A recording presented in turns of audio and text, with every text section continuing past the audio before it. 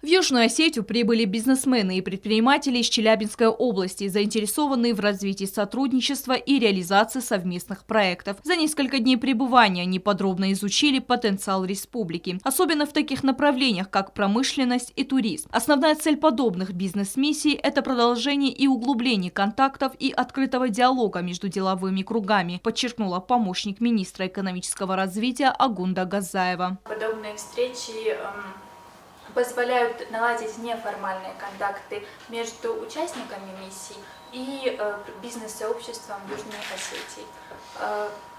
Не скрою, что одной из целей такой миссии служит формирование и устойчивых внешнеэкономических связей.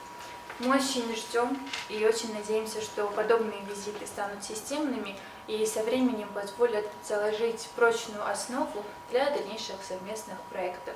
Предприниматели отметили благоприятные условия для ведения бизнеса, наличие природных ресурсов, а также растущий интерес к развитию туризма. У республики есть потенциал. Потенциал большой. Потенциал и в горной добыче, и в строительном направлении сфере, и в сфере лесопереработки, и в сфере промышленности, и сельхозпереработки, и сельском хозяйстве. То есть все перед вами, все в ваших руках, естественно, по возможности мои товарищи будут вам помогать. Бизнесмены также подчеркнули, что город отличается красотой, уютом и чистотой, что играет важную роль в формировании благоприятного делового имиджа и развитии предпринимательской активности. Облагороженные парки, очень приятное впечатление производит республика, доброжелательное отношение людей, очень важно. Хороший показатель культуры поведения водителей на дороге.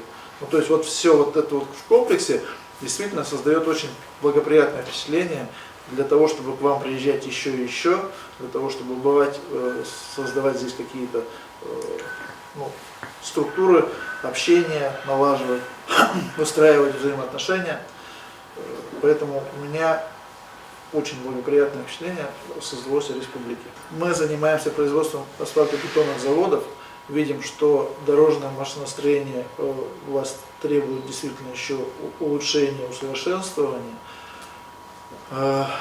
Готовы рассмотреть варианты поставок оборудования в вашу страну. Кроме того, предприниматели отметили высокий туристический потенциал Южной Осетии, богатую природу и культурное наследие республики. Особенно проявили интерес к развитию зимних видов отдыха и выразили готовность реализовать проект, связанный с организацией туризма на мотоснегоходах. Я скинул товарищам красоты, которые у вас есть, видеопрезентацию Григория, которую он мне показал, и получил обратную связь.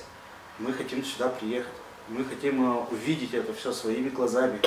Почему мы нигде не знали, что есть в Южной Осетии такие красоты. Отдельное внимание предприниматели уделили необходимости развития санаторно-курортного отдыха, отметив, что Южная Осетия обладает всеми природными ресурсами для этого – термальными источниками, чистым горным воздухом и богатыми минеральными ресурсами. По их мнению, использование этих преимуществ позволит развить новое направление туризма и привлекать гостей круглый год. Предприниматели также выразили надежду на поддержку со стороны государства и Министерства экономического развития, подчеркнув, что совместные усилия власти и бизнеса способны дать мощный импульс развитию промышленности и туризма в республике. Стелла Бязарова, Альдина Чехоева, Оксана Татаева. Информационный выпуск сегодня.